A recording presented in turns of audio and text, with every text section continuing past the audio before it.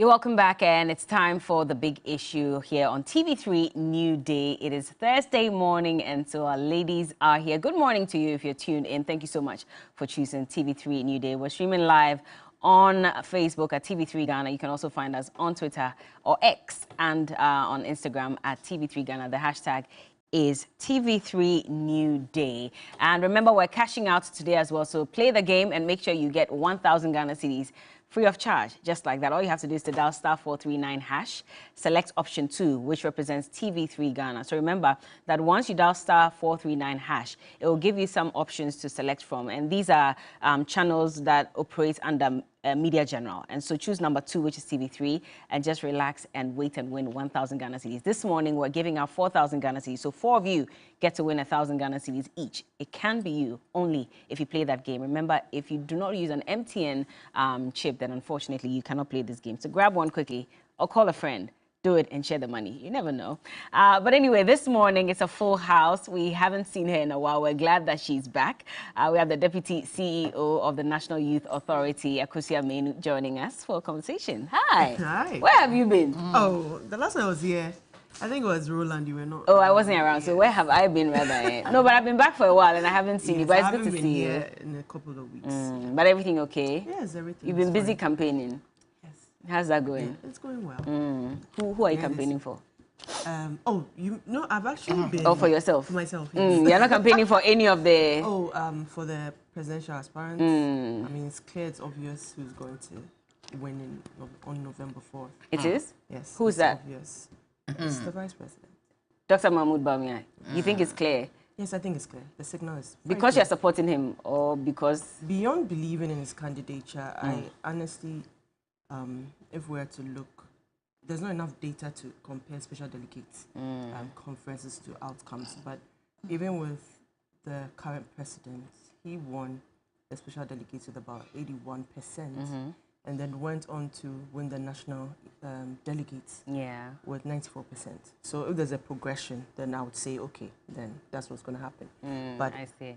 It's quite telling that in certain regions, the count was overwhelming. For example, Ashanti region, for instance, was, you know, in Northeast, sure in where you have been accused of base. Oh, yeah, there's a manipulating there, yes, things. But anyway, well, it's pretty clear that he's a strong candidate and has the support of the base. I see. Well, Nanaya Chimpim Janto also joins us. She's the General Secretary for the CPP. Always here with us. Good morning. Good morning. How are you doing? I'm fine, thank you. All right. It's been, what, a couple of days since I saw you. You were here last week. I didn't see you last week. You've not been around. Oh, I'm sorry. So now I'm the one accusing people of not being here. Meanwhile, I'm the one who hasn't been here. But I hope you've had a good week. Yeah, it's been. Is it obvious Dr. Bawumia is winning November Which 4th? Dr. Bawumia? There are so many of them. Which one are you talking Oh, about? Dr. Bawumia, which one again? I thought Nanaya? he has a brother called Dr. Bawumia. We're talking MPP Super Delegates Conference. I thought we are not on that topic. Okay, so is that in a way telling us you don't think he's going to win, or you'd rather not say? But did he win this one? I mean, what he got wasn't impressive. It wasn't? Yeah, with all the support. I thought he was going to get about 90%. Are we on that topic? Because No, we're not. I'm just asking. This is just prelims. Yeah, but he did. I don't think he won. The way everybody was Dr. Bawumia. You expected more? Yes, I expected more. You hold on with this. We'll come back to this topic. But I mean, what he got, I mean, truly, with all the support, he should rather concentrate on building the economy. Okay. And stop doing what he's doing. Okay. All right. And we haven't seen Margot in a while as well. I hope she doesn't also tell me I am the one who hasn't been here in a while. But as for you, Margot, we haven't seen you in a while. Where have you been? Margaret Sansei represents the NPP. She's a member of their communications team. NPP? NDC, pardon me. Hey, Margaret, what's happening? Does it mean that's maybe indirectly? They won't even accept me. That was a slip of tongue. But good morning to you as well. Good How are you morning. doing? Well, I'm good. I'm good. You two haven't seen you in a way. I know. I had few engagements, and my kid sister got married last weekend. Congratulations! And, to her. big sister, so I have to do all that. I mean, but I've been around. I see. I've been around. It's good to see that you're doing well. Yeah, nice seeing you. I've missed you, you know. Oh, I missed you as well. I met one of our mates. Oh, recently? I was padding. I heard greatest, and I knew where it was coming Exactly, from. exactly. Anyway, good morning to all our mates as well from GIJ, the PR Masters class. But let's get into our conversation this morning. The first part of it is all about NAM1, and the Attorney General has filed new charges against Nana Appiah Mensah, the CEO of defunct gold trading company Men's Gold. Now, even before this, there was a case that was ongoing in court for 3 years, but it suffered 36 adjournments. For some reason, the case was not, able to come to finality because it had to be adjourned for one reason or the other. And the prosecutors on that case had mentioned that they were waiting for some advice from the Attorney General in order to proceed, and that could have been one of the reasons why things were at a standstill for a long time. But finally, the Attorney General has gotten involved in this, and he's filed those new charges. In fact, 39 counts against NAM1, and he's been accused of using Men's Gold to defraud more than 16,000 people at a tune of 1.68 billion Ghana cedis. Let's take a look at the counts quickly. And then we'll get into the conversation. But also the spokesperson or convener for aggrieved Men's Gold customers has been speaking as well. Excuse me. So first count, it says that selling gold contrary to Section 99(1) of the Minerals and Mining Act 2006, Act 703. That's one count. And then the other one, operating a deposit-taking business without a license contrary to Section 6(1) and 22(1) of the Banks and Specialized Deposit-Taking Institutions Act 2016, Act 930. That's another count. Then there's one count as well on inducement to invest contrary to Section 344 of the Companies Act 2019, Act 992. Then defrauding by false pretense contrary to Section 13(1) of the Criminal and Other Offences Act 1960, Act 29. And that alone has 22 counts. Exactly. And then also fraudulent breach of trust contrary to Section 128 of the Criminal Offences Act 1960, Act 29, 7 counts on that one. And then another 7 counts on money laundering contrary to Section 12A1 of the Anti-Money Laundering Act 2020, Act 1044.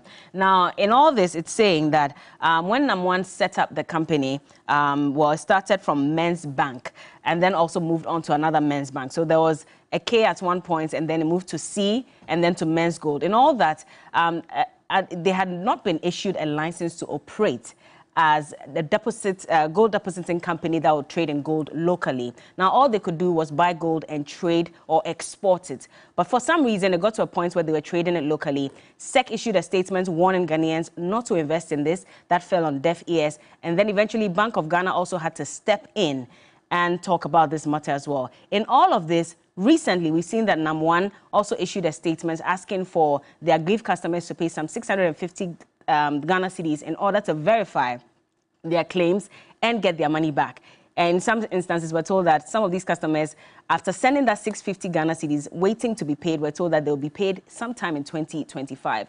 Many questions have been raised about why NAM1 is still walking free, why the case has delayed in court, 36 adjournments. And finally, the Attorney General has waded into this matter. Let's hear from the convener for the aggrieved Men's Gold customers, who says that it's about time something is done about this. Some relief to you, the Attorney General, is it not? Yes, I think, I believe so, because more or less we want justice to prevail. And so if the state think that Men's Gold, Dream Marketing, and Mr. Nana Appiah Mensah did something untoward, or they breach the law, we expect justice to be done, or they face the law, so that at the end of the day, whoever, whatever happens, we know that at least they have gone through the law, especially to bring some relief to some the customers, because we believe that we have not been treated fairly. So you've not been treated fairly, what do you mean? Especially even with the state itself and by Nana Appiah Mensah, because Alfred, if you recall, this incident happened in 2018. That is when the company shut down. As we speak, customers have not been able to retrieve their money. And anytime we want to go after NAM1, we are told that the matter is in court. So for today's action, I think the charges have been crystallized. And so we would also expect or call on the Attorney General to kind of speed up the trial so that we can bring some finality to the issue. We believe that this can also run concurrently with the civil aspect, where we as a group or as a group, we are fighting for the retrieval of our money, i.e., we are talking to the government and we expect the government to bail us out. I see. This is part of the 61 charges that he was slapped with earlier. That was the earlier charge. Okay. Yes. You have said that he moves around with a police escort? Yes, yes. Nana Pia Mensah? Yes, as far even as now? I can recall, even on the 26th of July when he came to court, we were there. He has state security personnel around him. And you petitioned the IGP on that? We have petitioned the IGP. We have asked that they reverse the deployment of state security around him. What has been the response? We haven't had any response, and even went further and called for his arrest, because the activities that he's been doing for the past couple of weeks, we believe that it is immoral, it is unfair. Because what do you mean? You are indebted to us. How do you ask us to come and buy a so-called verification access card at a cost of 650 Ghana cedis? Some of you paid. And unfortunately, some paid. Some of them may be out of desperation. Others, they really wanted to test the system and know what is happening. And they paid. And even he's giving them some ridiculous date for payment. Some of them, he scheduled them for May 20th, 2025. 2025. For payment, for them to be paid by him. I'm telling you, you won't believe this. Wow. I'm telling you, even the rush and his call for people to go and do this verification that he has even given them deadline for. Mm-hmm. The scheduled date for payment is 2025. 2025. So that is Fred Forson. He's the convener for the aggrieved Men's Gold customers. And Akosi, I'll start off with you because he said something very emphatic that government has not been fair to them. NAM1 has not been fair to them. The whole situation has not been fair to them because they've been trying for many years, 3 years and counting, to retrieve their monies that are locked up in the defunct Men's Gold. But for some reason, there's one excuse or the other because the case is in court. And now finally, the Attorney General has stepped in. Have we waited a little too long? Good morning once again, Bella, and to my sisters on here. When it comes to Men's Gold and its issues, I find it very difficult to. I need to choose my words carefully. I recall when concerns were raised about the investment process and the payouts. This is a monthly return of 7 to 10%, higher than any other traditional investment institution in the country. The same Men's Gold customers or investors said it was not government's business where they invest money, and after all, it wasn't that they got the money from government. In fact, some went as far as saying that people are just jealous of NAM1's entrepreneurial spirits and drive and his concern for people to actually get what they deserve in investment. Let's take it back to when it first came out. The first notice was served by BOG in 2016. It was 2015, actually. 2015, yes. Okay. Now, when that notice was served by the BOG, I believe that the customers had ample time to realize that this is something that we need to look at again, because if BOG is raising a red flag, we need to be mindful. Subsequently, that was ignored. I didn't see, well, some people were, I don't know the quantum of investors that took their monies out. But then it comes to July 2017, when there was yet another warning that this time BOG saying that Men's Gold was carrying out illegal deposit-taking activities. Again, as to the back and forth on who pulled out their investments or not, I do not have that data. Then we get to 2018, another public notice reiterating previous warnings. Now, this is a window. I had my data at 2016. You're saying 2014. 2015, actually. That's what I have. So between that, you have a window of 3 years with enough public notice and discussions. What I believe brought credibility for him is his effective, quote unquote, I'll put that in quotes, PR machinery. He was advertising across channels, radio, TV, and if you have these platforms advertising, it sends a certain signal to people that there's credibility on the part of the business. Yeah.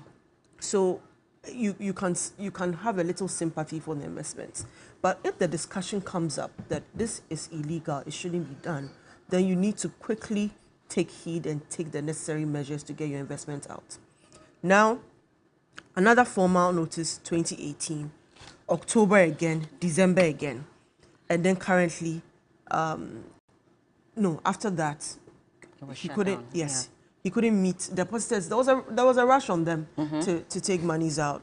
Conversations that he issued several weird notices, disclaimers, and whatnot, which wasn't helpful in any way. But it comes down to the current situation. If for the last, it's been since 2018 that they shut down, it's been 5 years, and people have invested sums that sometimes they don't want to disclose fully how much they invested. Some will tell you they did 100,000, when in fact they did 400,000. In fact, there are millions, 20 million. You hear those who did the millions AG's report, and whatnot. And they are looking at even his lifestyle and the fact that he seems to carry himself a certain way. But the law doesn't necessarily, the company is different from the man. But the point of pain for me is his ability to think of a new scheme to validate your investment. And people fell for that again, because listening to the rep, 650 Ghana cedis, even if he had out of the 16,000, even 1,000 people doing that, that's a lot of money. Raised under 1 million cedis within a day. And more would want to be sure, because once they do it, I saw a Facebook post with the 650 and the narration via text, and I realized that this was going to be another problem, because that money will be raised. As to where it will go will be a problem. Now, when it comes to the AG, as to the adjournments and whatnot, I do not have the information why it's taking the process it's taking. But clearly, pressure, there's huge public outcry calling for his head now. And it's interesting that the people that said we are being, by and large, jealous of his business acumen and his visionary whatever, are now the person saying that, why isn't government taking on? You can't just take somebody on and throw them in jail. You just can't do that. You have to go through a certain process. What will be of interest to me is how the AG will pierce that corporate veil, separating the man from the company. Because when you look at the counts, there were 2 other companies that were added to it, meaning that the subsidiaries is like a nice cartel of, money. I wouldn't say money laundering, but it raises questions. I believe that this is an opportunity for people to learn.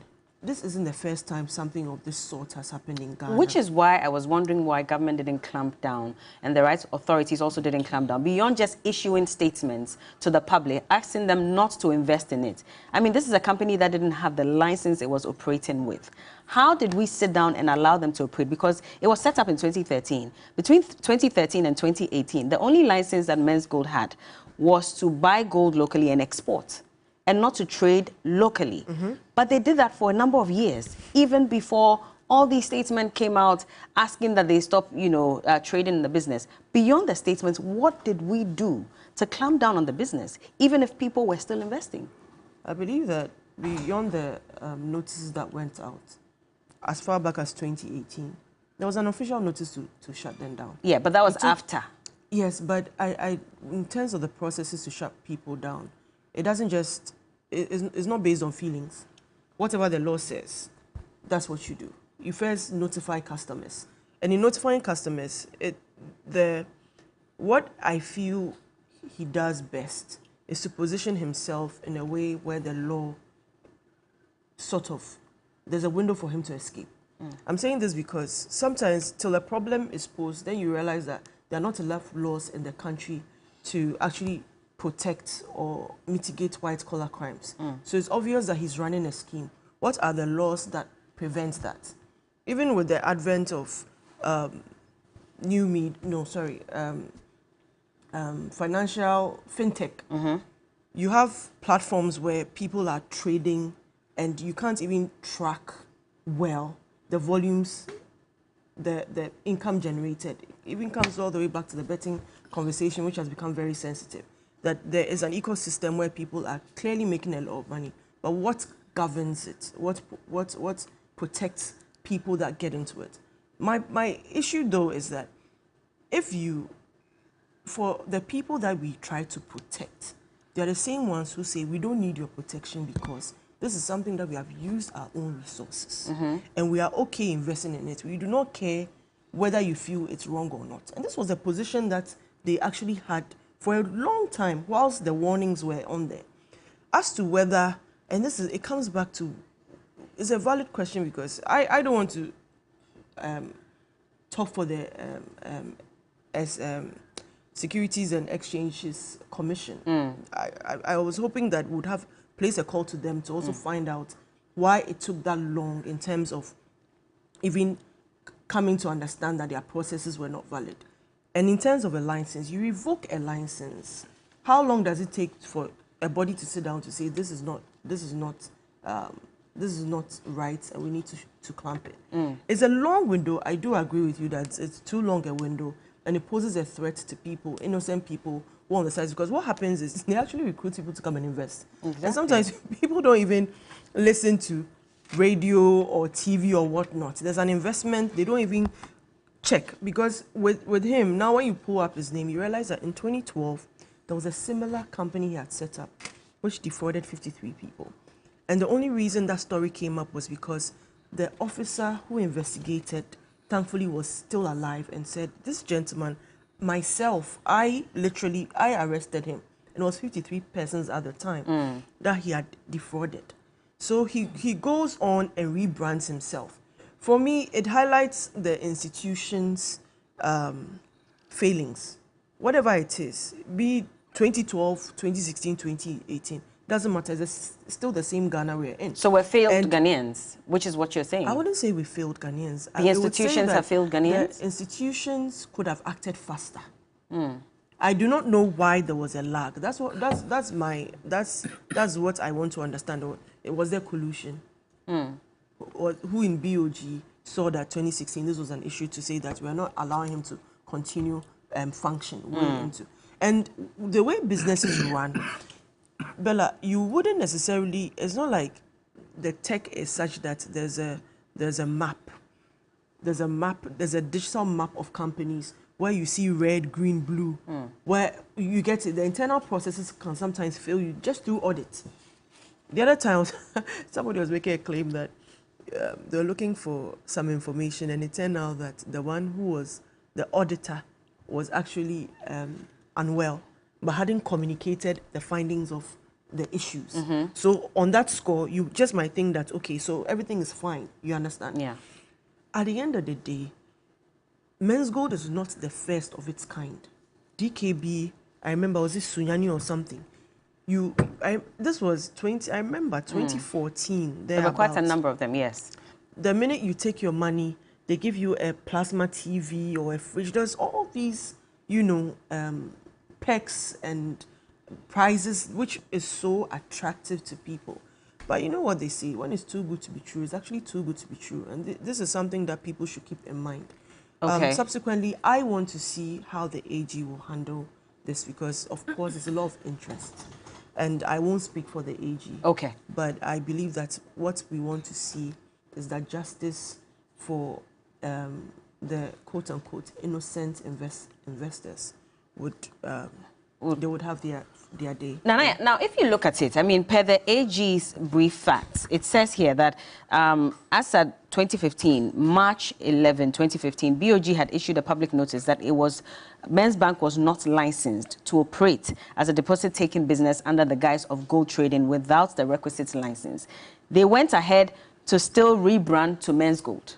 All this while, when there was a statement out there, they still went ahead to rebrand and they were still operating and collecting monies from people under the guise of gold trading. Then SEC comes in 3 years later in 2018 to also issue a statement saying that, the business was operating without a license. There is a lacuna in there. Between those 3 years or within those 3 years, why did the institutions not act on it and still allowed and watched on for people to invest their monies in this business?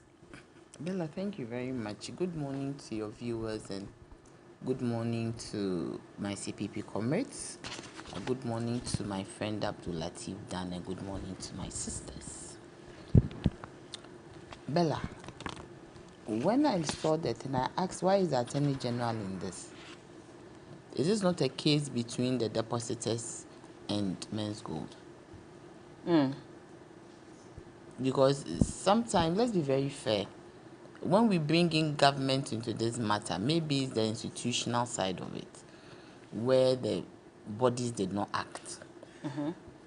But it was the duty of Bank of Ghana and SEC to make attempts. I don't know which body will do the actual closing down. But it is their duty to make sure that if somebody is operating within a certain space which is illegal, that group has to be dealt with. And I don't think why we bring in government into some of these things, because it is our will that we went there to invest. Because if you carry some amount of money, say 20 million Ghana cedis, and invest in a place where it's not a bank, you don't ask questions. Because you are getting some kind of returns which is attractive. I know somebody who closed down her whole business and put the capital that he has into Men's Gold. But their argument is also that before it was closed down, he was giving them their dividends. They actually argued that don't prosecute him. Let him continue working to pay us. To pay, yeah. Do you get me? So who closed the place down? Was he making good money for them? Whatever business he was investing their money in, No, was he getting any dividend? they created another company that said we are now selling gold. Yes. But the point is that, was it working? How he was doing it, nobody knows about it. When I saw it initially, I thought that he was actually selling gold. Because everywhere in Ghana, you saw Men's Gold. So what was he doing that he was able to pay them till a point where somebody intervened or a group intervened? So when you speak to the people who invested in there, they said that they were being paid their dividend. And it was very constant. So what actually happened? But the point is that we as Ghanaians, we need to be careful. When I go to the bank and I want to do any investment, or anybody at all, you interrogate how you are going to get an interest on it. You interrogate the percentage of the interest. You know it's a valid bank. So you deal with them legally. We have DKM or DKB or something. We also had Piram. I don't know how old you are. I remember Piram. I was quite young when I heard about it. Yes, Piram. And people rushed to Piram and lost money. The DKM or DKB, they lost DKM, yeah. Now, Men's Gold. I think it's time for us to start learning and to be careful about how we manage our finances. Even though there are systemic failures, we also have a duty to be responsible with some of these things. Because you see, when you go and invest this, and when you were doing it, government wasn't there with you. It's even possible that if you had been told not to do it, you would have still gone ahead. You did. You put pressure on government to retrieve your money for you. Is that wrong for Ghanaians to ask for governments to step in and help them get their monies back? No, I am saying that we need to be careful. Do you get me? Because it has happened before. The next one is the failure of public education and awareness in this country. It has always been a failure. Because when SEC and Bank of Ghana issued a notice, they left it there. They should have gone beyond just issuing a statement to do announcements. Have identified the people who are putting their money there.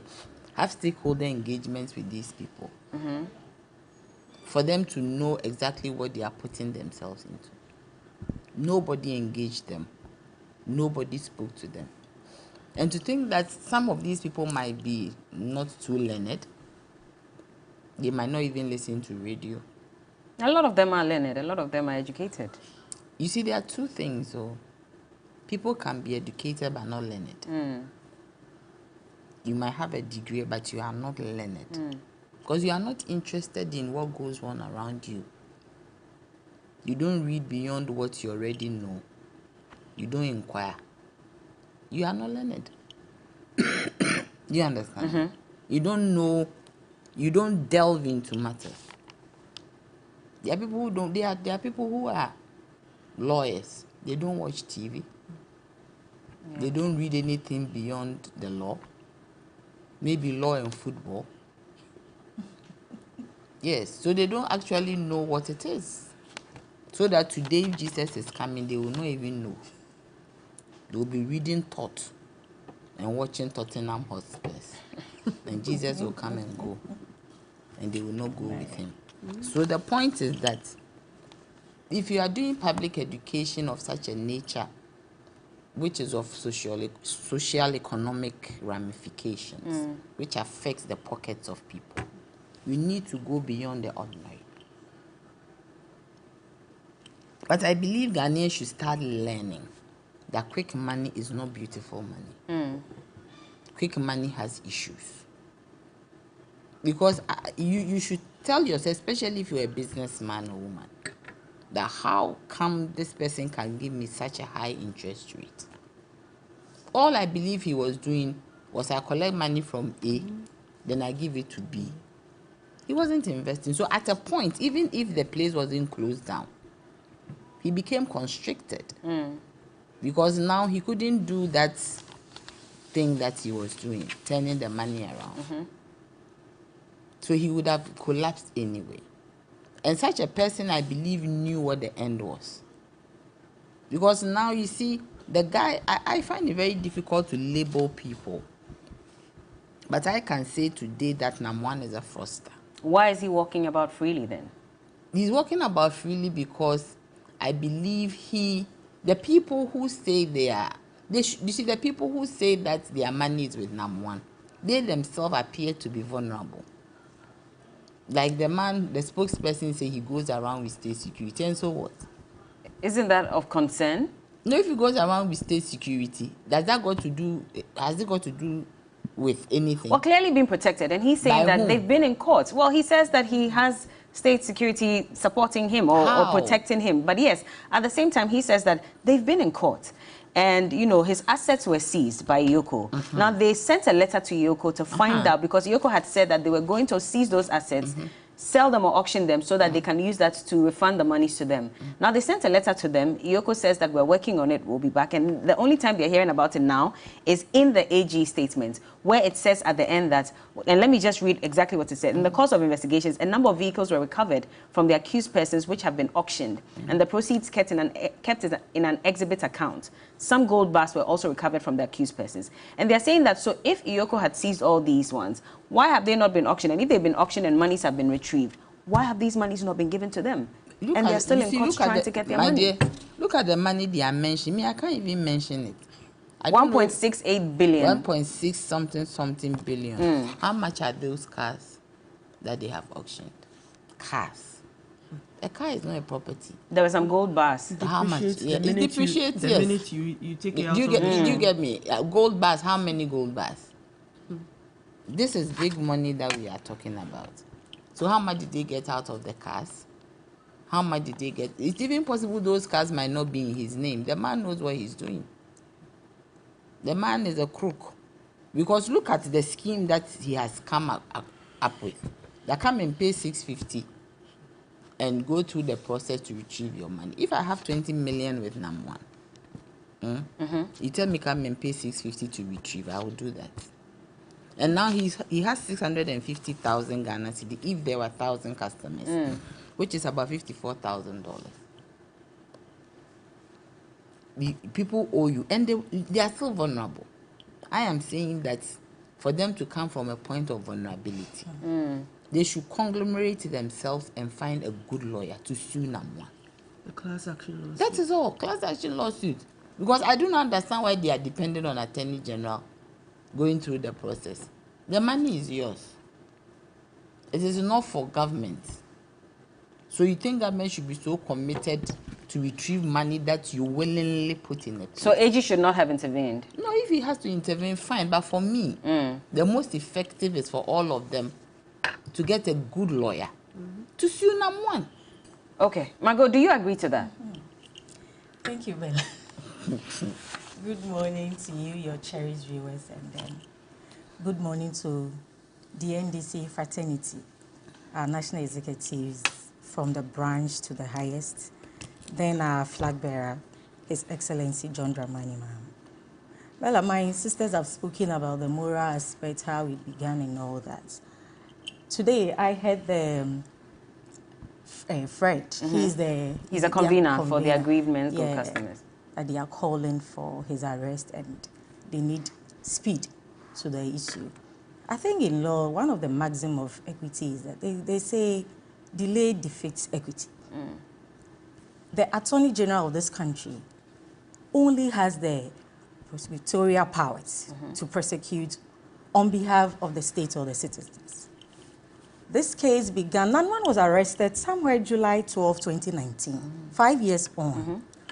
I understand from the statement yesterday that he's been appeared in court for 36 times, yet he hasn't pleaded guilty to anything. They have not even begun trial. Yeah. And yesterday, as of 30th of August, 2023, all those old cases had been dropped and they are now starting a new one. 61 counts of those. And I asked, what stopped the Attorney General from starting the case and even amending the charge sheet along the line? Isn't that what he has done? 5 years now. Bella, delay defeats equity. There are about 1 million men's gold customers, according to them. About 210 are dead. How do you give equity to the 210? Also, it also defeats accountability.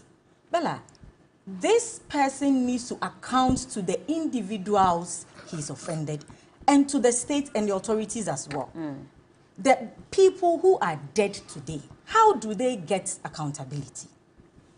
Bella, also, you know, this delay, my focus is on the delay because they've already gone into other issues. I don't want to burden viewers with readiness.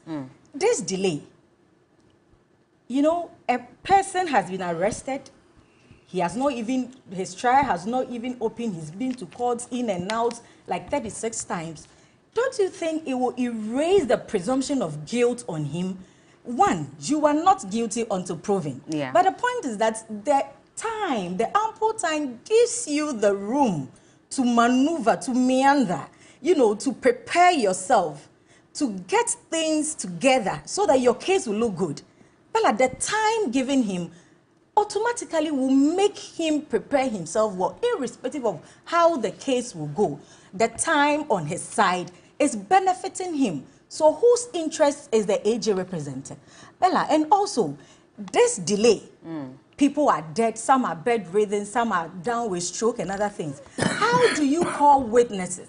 It might even be that some of the dead, may their souls rest in peace, could have given a very good testimony to make the case rich. But there are some witnesses, if you look at the statements by the Attorney General, names have been mentioned with the figures, the amounts that they invested. I understand. So those people could be called to also give their testimony. My point is that, what if the deceased, one of them, could have a certain information that could make the case go well? That is my point. My focus is on the delay. Okay. Since it is the AG who only has those powers to prosecute, and we have sat on, looking on, this guy is working freely. I don't even want to touch his person because the case is in court. But my point is that, where is the interest of the states that we've looked on for the past 5 years, and we are now coming to open the case?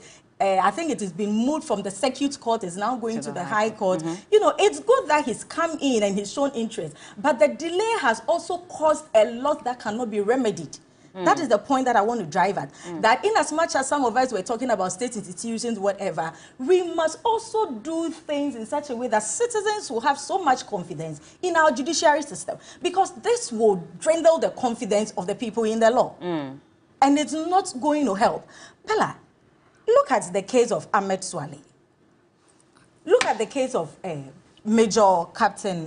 Captain Major Muhammad. Captain Major Muhammad. Yeah, that one. They are still in court. And the 9 people who died during the election. They are still in court and the case hasn't ended. My point is, if the AG... In JB Dankwa. If the AG can have so much interest in a misdemeanor case like Judge Kwesi, calling for daily trial, what stopped them from calling for a daily trial? Which this one involves lives. People are dying. People cannot take care of themselves. They cannot buy their medicine. What Judge Kwesi's offense? Who has it killed? Who is dead? But this here, according to the Men's Gold customers themselves, 210, to the best of their knowledge, are already gone. Why are we not giving him daily trial or the expeditious trial? But that alone is murder. You see, why are we not? Why are we not giving that kind of importance? That should be a separate case on it. Exactly. Why are we not giving that kind of importance we've attached to Judge Kwesi's case, to this Men's Gold customer? Especially in recent times when he's now come out to ask for some 650 Ghana cedis verification. Really? But I mean, I'll let you come in. I'll let you come in. You let me land. So my point is that upon all that, the morals, the institutions, Bank of Ghana, whatever, as Akosia said, that, I mean, irrespective of the regime, the institutions are still institutions of this country and we are all citizens. But if we can have so much interest in a misdemeanor case, if we can have so much interest in cases that nobody is dying out of it, Bella, isn't it prudent for us to ask, why is this case left unattended to for 5 years? The gentleman has appeared in court for 36 times, yet they have not even begun trial. Because the prosecutor said they were waiting for the AG's so advice. It was a case management process. What was the AG doing about this? For 5 years.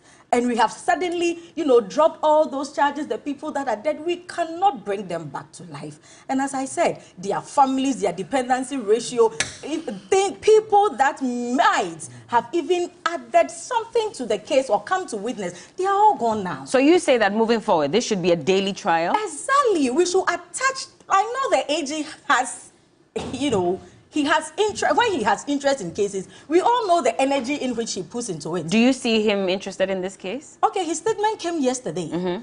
It's been long overdue, and I wish, and I think I stand with their customers because I heard them yesterday that they want him to be arrested, as Nanaya and everybody attest to that, and also the case must be given such importance, such relevance as it has been given to Judge Kwesi, because it's even a misdemeanor.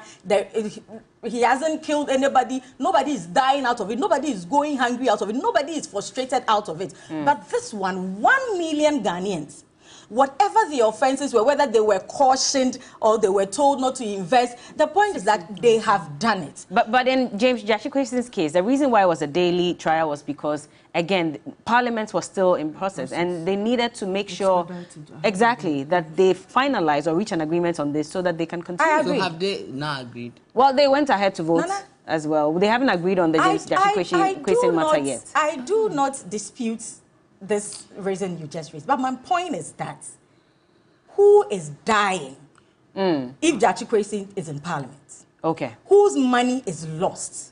So why don't we attach same relevance, same prominence? Because these are about over 1 million Ghanaians.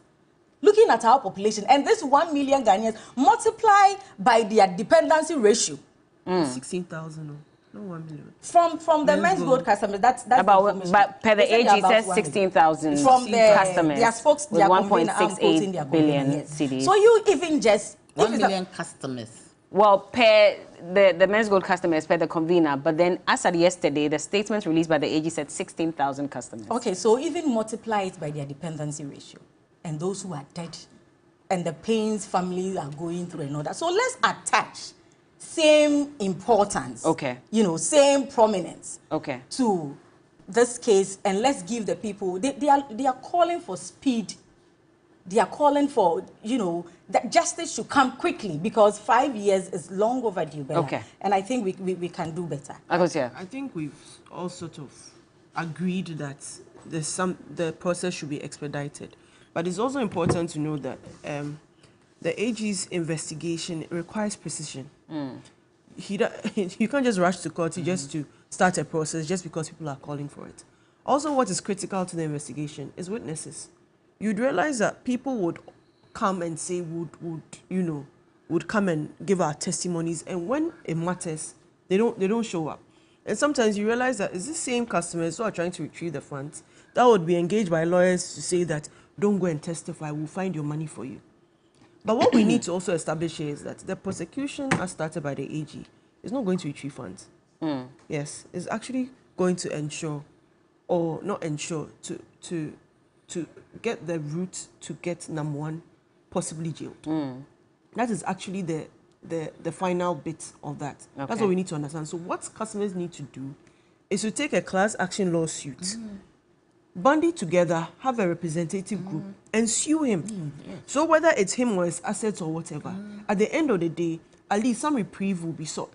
So AG's prosecution should not be confused with AG is going to collect money to come and pay them. That is not it at all. Okay. So that's why she was saying that it's important to be well informed about what the process is. People be sitting there thinking that, hey, yeah, the Nico court, but it's not that he's going to take the money and pay them back. But let's also, let's not, when we say, oh, what are they waiting for? It takes a while to build a solid case to ensure that once we start prosecution, knowing the Attorney General, Godfrey Dami, I mean, his history tells it. When he starts, he's going to finish it. Yeah, but so, waiting 5 years is what everybody's asking. That why did it take so long? Yes, precision is important, yes, but people lost their lives. What is material to the case? If you want to go to court and you are going to court on account of certain processes, it even includes the workers of Men's Gold. What the license you don't operate with, SEC might even come in, POG also come in, the warnings, the audits, all of that. If you don't have all that tied up together, all you have is saying that, okay, it's fraudulent, it's customers. Then we should look at these institutions as well, because if you are issuing licenses and people are working beyond the remit of the license, and you still watch on for them to commit this level of crime. All the institutions where they're supposed to look out for the interests of customers. It goes all the way to the police, where cases are reported beyond even abused victims. The victims themselves later on become abused even by the institutions that they go and report. So it's creative businesses like what he did. Like I said, the laws have to be looked at. Those who, if it's from Parliament, clearly they have to sit down and say, you know what, when it comes to these economies, but these ecosystems, the mental customers at the moment are in court, by the way. Which is why I mentioned, that they even sent a letter to IOCO asking for their money to be retrieved. So that 53. Why should they again? The IGP? I think with the latest. Please let us even with the 53, it's them as a group. There will be other groups who are also not included there, who also have to fight for their money. But the point I was raising was that AG's prosecution is not to retrieve funds. So the customers, if they are listening, should realize that their route is to sue him personally also. They should. Because the customers are... And that's just my advice to them, beyond what is already happening. With the AG's prosecution, I mean, if taking 5 years, that I still stand by that. The delay is not good for the people. And also, whatever the AG is into today, if he had done that 5 years ago, or 3 years ago, or 4 years ago, at least it would have given the people some sort of hope that it is getting somewhere. We are not saying that the AG... to jail him, but not to retrieve the funds. That's the difference. But at least he is starting something. Why is he doing it today if it's not important? But it was the same customers that said, don't arrest him because when you arrest him, you will do the work. These same customers are now calling for his arrest anyway. They are calling for his arrest. So for the past... one person at a time, let's just accept the timeline that 3 years ago, they didn't want him arrested because they wanted him to work to pay them back. You see, what is the state representing? The interest of the people. You understand? So even if they said some years ago that don't arrest him, let him work and retrieve our money. 5 years on, they've been calling. I think I've heard this group even strongly in 2020. Yeah. So if the process had even begun then, I think by now we'd have gotten somewhere. So the delay, Bella, the delay was not good enough. 5 years of investigations, that's too much. Let's move on and talk about the MPP Super Delegates Conference and, of course, all the issues that have come out of it as well. And to everyone who's watching on Facebook, I'm seeing your messages. Thank you so much. I'll read them before we wrap up. But now we're hearing from the Ashanti Regional Chairman of the NPP, who's saying that if it wasn't for the fact that there's a need for democracy and, of course, to respect the Constitution, this should have been a done deal for Dr. Mahmoud Bawumia. Looking at the numbers that he pulled on Saturday during the NPP Super Delegates Conference. Take a look at that video quickly. Yes, there will be a rerun, but the rerun, the delegates will not be the special delegates or the delegate that constituted the special delegate. But however, the National Council will break the tie. And the reason being that the constitution of our party under Article 10.3 gives. We have 926 votes. But if one candidate have 629 votes, it's more than enough. Even the one we are calling him second, Kennedy, we are calling him second, he got 132. 132 it's not close to him. And the third one, he got 95. It's not close. But because in the name of democracy and our constitution, that is why we are still going for this election. But if it is not in the name of democracy, this one is the done deal. And if it wasn't for the name of democracy or for the sake of democracy, this should have been a done deal for Dr. Mahmoud Bawumia, who pulled 629 of the 961 votes or delegates. Of course, 923 votes were cast on Saturday, and he pulled 629. And I'll start off with you. I want to hear from you what you make of this statement by the Ashanti Regional Chairman, and if you also think that, based on the numbers that Dr. Mahmoud Bawumia has pulled on Saturday, this could be a done deal for him on November 4. Oh, please. In terms of percentages, 923 as against almost 250,000. You cannot say that. But I wanted to say something about mental, short one. Okay. You see, law is law. You need to find out the exact, provisions for you to prosecute. And this is not a clear-cut case. This was an agreement between two people. Nobody was coerced to put their money there.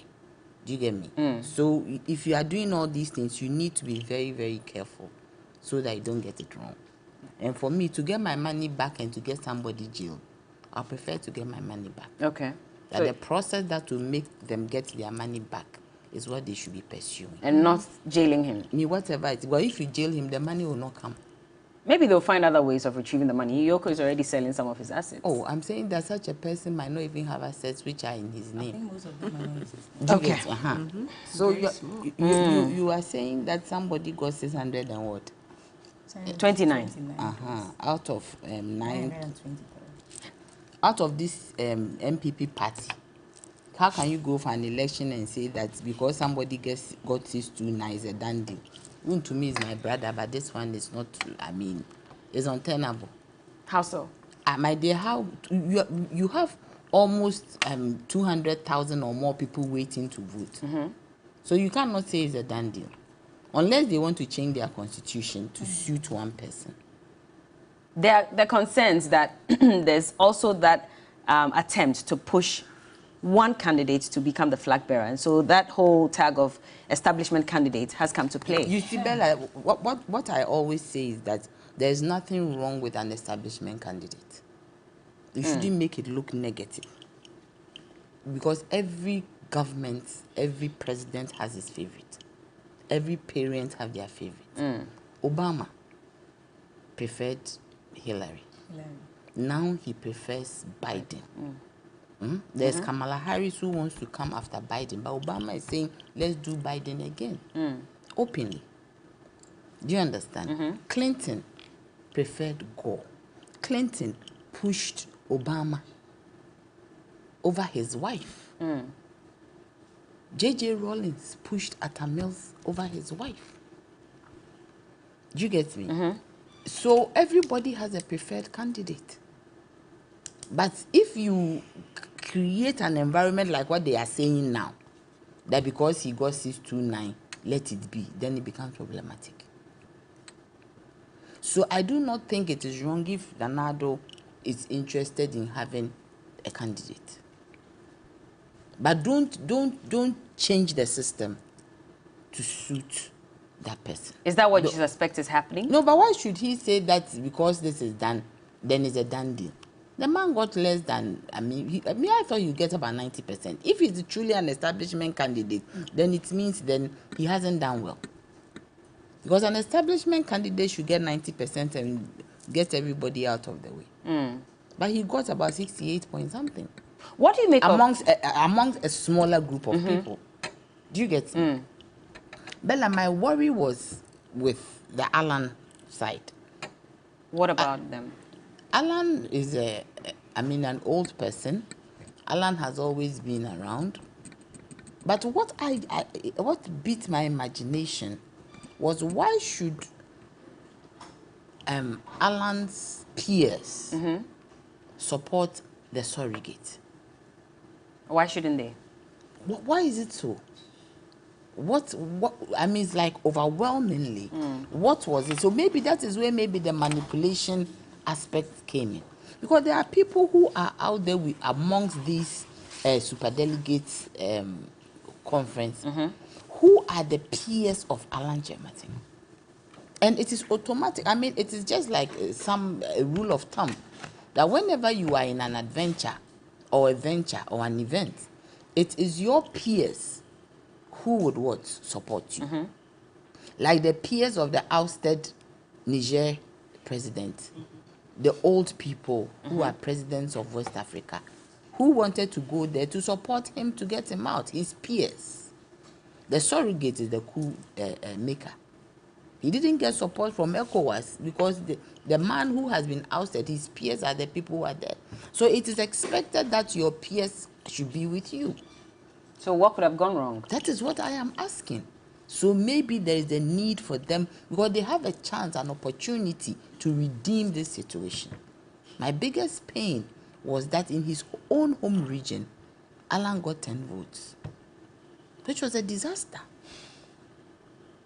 And I believe that there is the need for Alan to re-strategize. It is not late. But you've heard from some of his campaign team members saying, or alluding to the fact that there was some level of inducement, and some of the voters were forced to even show their ballot paper to indicate who they voted for before dropping it into the ballot box. And so clearly there was some machination against, the other candidates. So the point is that then strategy should change. In what way? The way that they do their campaign should change. Because you see, the fact is that this is the elite of the MPP. Government appointees, ministers of state, MPs, DCs. Do you get me? If they have been induced, then what will happen with the grassroots? But those are just allegations. This is what, if that is so, I do not think that anybody should point fingers at this time. If you want to re-strategize and change your fortunes, you need to go back to the drawing table. But Alan's man was attacked. He had a swollen eye in the northeast region. And what is Kennedy Japan? He also says his agent was chased. Yes, and the man had the collar around his neck. He was shown on your network. Bono East. Do you get me? So these are things that are not even acceptable. That in this small group of elitist UGCC representation of people who are elite, people are attacked. But you see, that shouldn't be the case. That even if your people are attacked, you should still stand. You see, the moment you start throwing your hands in the air and complain that my people were attacked, we have 16 regions. People voted across the regions, and how many people were attacked? In all the 16 regions, no. So you look at these things and see how you can strengthen yourself. So was Kennedy wrong in crying foul on the day? He wasn't wrong. I don't see why he was even called to disciplinary committee. The man was talking about what his pain was, what was being done wrong to him, and they said he has defamed the party. That one is there, but I didn't see anything wrong. The man was visibly hurt. Ken is somebody who cannot hide his pain. He was visibly hurt, and he was talking about something that hurt him. So, that one is their own arrangement. But I'm saying that because somebody got 68 out of 900 and something, 23, it doesn't mean that the person is the top. This will even, if the others really want to do something, this is an opportunity for them to look at the loopholes, plug it, and make sure that they come tops. Akosua, do you agree? And are there really loopholes that the other candidates could plug in to increase their votes on the day? I think I'd want to congratulate all the aspirants, whether zero or highest numbers. It's not easy. It's not easy going through the mill when it comes to MPP and turnout in elections. Ajari has decided to. Well, we're not sure if That's it's not true. true. In fact, I said yesterday, the release from the party organizers, they are going ahead with it. We're not sure if he's decided to step down. If he's unhappy with the decision that has been made as of yesterday, we're yet to confirm that. But Akosua, okay. So I do not know why, in one breath, Nana has say that she's disappointed in Dr. Bawumia's results. In the same breath, she's also equally disappointed in Alan Chamantin's results. But she was more in Ashanti region. In Ashanti region, but that is what.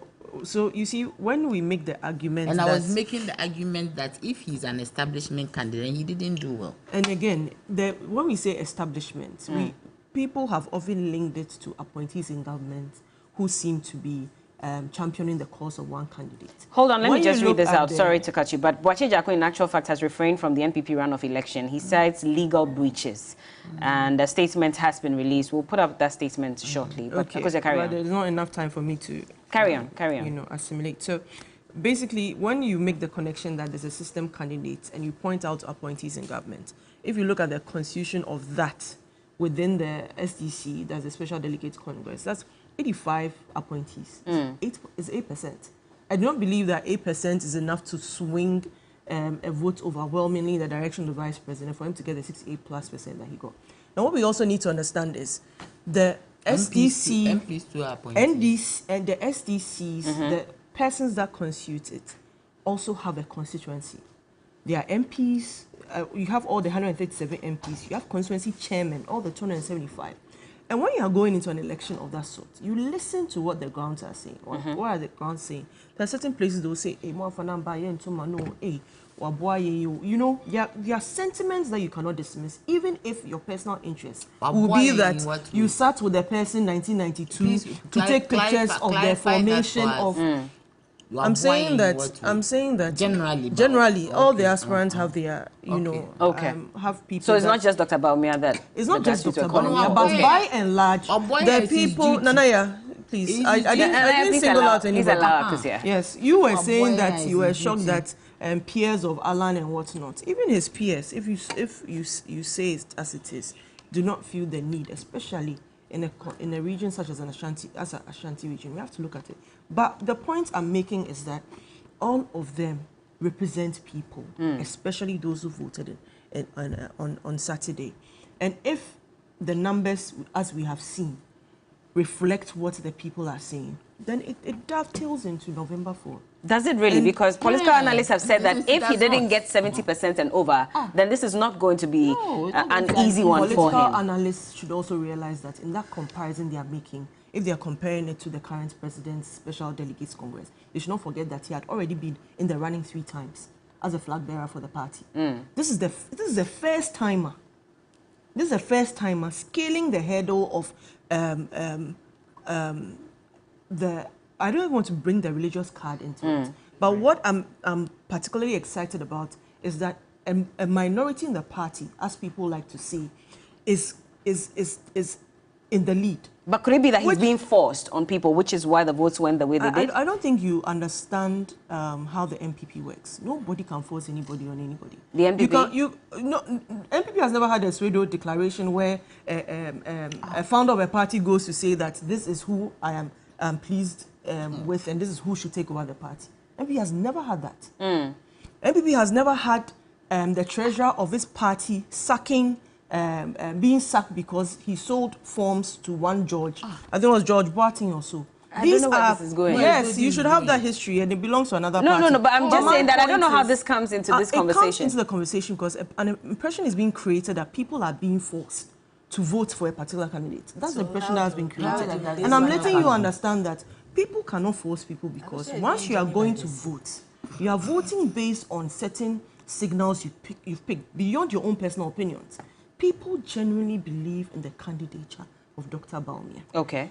Percentage-wise, I'm saying that whatever the pundits are saying, whatever considerations they are making, even for the current president, who had his 81%, he subsequently went on to have 94%. But don't forget the track record of Akufo-Addo. Especially yes, I'm saying that even if you can't compare, then you shouldn't be disappointed in the 68% that he got. Okay. Because you said that you expected 90% based on your feelings or based on what data. So let's not forget that even if you make it a system conversation, if you are saying that beneficiaries of the system, being its appointees, are the ones who were forced to vote, it only constitutes 8%. All right, I'll let Margo come in shortly, but let's take a look at that statement that has been released from Honorable Boakye Kyerematen Dzako's camp, indicating that he does not intend to carry on with the runoff election. So it says, and it's written to Right Honorable Professor Aaron Michael Quay. He's the chairman of the Presidential Elections Committee for the NPP. Says that, dear sir, I write to the Presidential Elections Committee with reference to the press engagement by the General Secretary of the New Patriotic Party on Wednesday, 30th August 2023. After the National Council meeting on the resolution of the National Council members, after the National Council meeting on the resolution that National Council members will vote to break the tie of the NPP special presidential election, I refer to the NPP Constitution Article 13, Clause 19, quote, where there are more than 5 contestants for nomination as the party's presidential candidate, a special electoral college shall cast their votes by secret ballots for the first 5 contestants to be shortlisted. The special electoral college shall comprise of the following, and it states it there clearly: the National Council, National Executive Committee, Regional Executive Committees, all members of the National Council of Elders, all members, all party members of Parliament, 3 representatives of each of the special organs of the party, past national officers, 3 representatives each from every external branch, founding members during the registration of the party at the Electoral Commission, and all party card-bearing ministers. I also make reference to the approved guidelines for the Special Electoral College issued by the Presidential Elections Committee. And if we can just scroll up, of course. So then he says that the position of the runoff scheduled for Saturday, 2nd September 2023 was reaffirmed by the chairman of the Elections Committee during your address to the party after the first round of the special college elections, where you stated that candidates who voted in the first round will be the ones to vote in the second round. Let me jump to the other paragraph. It says that it is totally unacceptable for me that such an unconstitutional act can be perpetrated on the altar of expediency. Am I to surmise that the party did not know the cost implication? It is unconscionable the rules of the game will be changed midstream.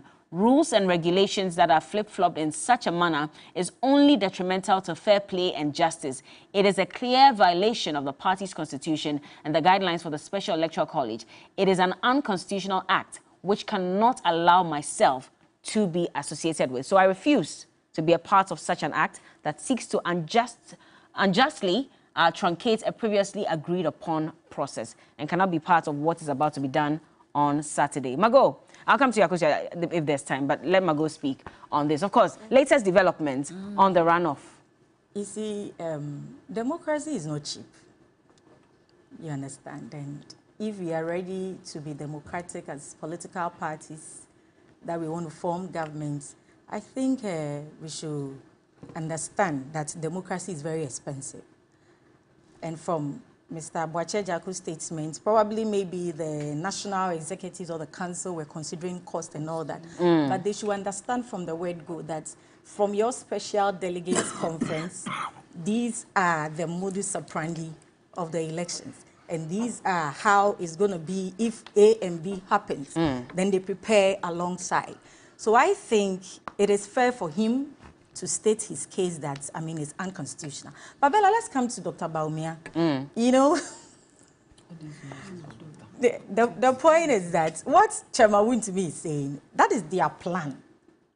That is whose plan? The Bawumia's camp. Initially, I think they thought they were going to get some 80%. So maybe they could petition, then they'll say, oh, the people he's gotten overwhelmingly. But the results, 68.15%. is nothing to write home about. So, you know, he was just rehashing the things that they have in mind, and that he said, if not for democracy. So he himself knows it's undemocratic. But Bella, the point is, look at the caliber of people that voted.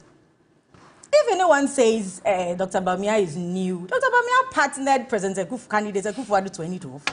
He even went to court for them and became very popular through court. He partnered him in 2016. The party people, he's been with them. They've gone around campaigning and all that. For me, it's not about when you came. You understand? Because there is Paul Ambantem. But the point is that I think, and you know, I heard, and I know him to the former General Secretary of the MPP speaking for Mr. Alan Chermantain. I heard him speak about the establishment candidates being Dr. Bawumia. You see, these are people who could be whipped in line. These are appointees, people that they have worked with him, people that at least they could just say that, oh, for the sake of the president, for the sake of this person, let me just consider him. But upon all this, and the monies we had being spent, the dollars, the CDs. But these are allegations. Yeah, that's what we had. You understand? Or now we don't believe in... so do you believe what you've heard? Let me make my point. Okay, and upon all the monies, Hobson Adoya is no mean a person. And a whole MPP, they are something operations or something. He said there were monies being shared. A lot of them said the monies have been. So upon all these things, all that Bawumia got was 68.15%. Bella, it's a shame. For me, I've always said that the fact that Dr. Bawumia even want to contest to become president of this country is an insult to Ghanaians. How? How do you say that? They are not, you see, they're his own MPP superdelegates, they're creme de la creme. They are not saying that he didn't come earlier. They are just voting vote of no confidence in him. That even though we've been whipped in line and all that, you are not fit to be a president. When President Akufo-Addo How do you deduce from the superdelegates conference? Oh, Bella. When President Akufo-Addo went for the conference, in his remarks, he said that he, Bawumia, Alan, all of them, they are part of him. They are all old people. Every Ghanaian has seen Bawumia's performance in charge of the economic team. Therefore, he's calling for a new leader. He says he's waiting for them to vote who is so that a leader will be elected from them emphasis, stress. to take us out of the economic doldrums that we find ourselves in. Amongst all the people contesting, the 10, the MPP and Ghanaians, they are part of President Akufo-Addo's government. I mean, we've seen them. So there is nothing new about them. So he's rather calling for Ghanaians to look for President Mahama to come. Then the end. But he's not new either then. He's also been rejected by Ghanaians. Akufo-Addo was rejected 3 times. How many times did he come? As for him, his longevity in politics, all those things. Is no longer on the ticket. You know, so the point is that somebody was rejected and he came finally. So never mind. So Bella, you are the one making the reason the issue. Nobody raised that. As for Dr. Bawumia, it is a vote of no confidence. They are telling him that you don't perform. It is not because you didn't come in, but you are not a performer. He got the most votes on the day. Most votes are out of which people? 961. Well, 927 thereabout. Can you imagine? Establishment candidates, you couldn't even get 80%. But the votes difference between Kennedy Japong and even Dr. Bawumia was very wide. Dr. Bawumia's campaign team has a lot of work to do. Okay. The people don't like him, and they don't like him not because he's new. Nobody should say that. Because they know he is not fit for the position. So who is fit for the position amongst at least the top 4 at the moment? None of them. President Nana even sided with him that we need a new person. None of them believe that Bawumia can do something new. Everything President Akufo-Addo did, it was through Bawumia. Okay. He complimented him. During the Ayawaso West Wagon by-election, Nana stood on the platform and said, Bawumia is a brain box. So how do you present a brain box amongst the MPP? All their brains is in Bawumia's head. Then you present such a candidate and he gets this low marks upon all the monies, all the things that they did, the machinations, the calling of people kneeling down, crying, telling them I am from Northern region, I have done this, I went to court, I was a witness. But he won all the votes in even his region, Northeast. Oh, but Bella, do you want to talk about what happened in Northeast? And you see, Bella, Ghanaians must be interested in this. people that we choose as leaders, they come with their personal attributes and character. Look at what happened in Dr. Bawumia's home region. Beating agents, now people are wearing neck braces and you all see, that, yeah. all because they want Dr. Bawumia to lead the MPP. So is that how, in the unlikely event, he even comes to lead the MPP? Is that how he's going? Because these are his own colleagues, so these are friends. And look at what they are doing to themselves. So you see, Ghanaians must get interested. And Bella, I will end that. Yes, Dr. Bawumia, for me. Dr. Bawumia, MPP, the special delegates, whatever, they have proven that the gentleman, it is not about when he came, but they know, say, he is not a performer. He didn't do anything. He didn't add anything to President Akufo-Addo. Therefore, they don't want him. Okay. They have just manipulated the people in thinking along a certain line that it's not going to work. We have to go. Bella, we are close. So on this note, no. Akosia and Coco, please just give Akosia 30 seconds. She wants to respond to the Boakye Ejiako statement. First, to the Boakye Ejiako Only that. We don't have time for more. So in the event that there was a scenario where out of the 9 aspirants, 3 garnered votes and all the rest had 0 votes, it would mean, per what the Constitution said, that they will still have to get 5 out of it. Yeah. Now, I believe that whatever decision was taken is the highest decision body, but it's not embedded in the law, so we have to look at it again. Okay. I clearly have to, All right. I see what Ejiako is talking about. Now, to what she has just said. We don't have time. I like that. No, let me finish. I will not be interrupted. We'll be taking off air. The uneasiness with which Margot feels anytime Dr. Bawumia's name is mentioned. And I want to state it very clear to you. It is going to be a comparison between 2 people. One who has also been vice president before, who then became president and had nothing to write about. Thank you so much, Akosia, for joining us this morning. Akosia, wait, Margot, I haven't wrapped up. Easy.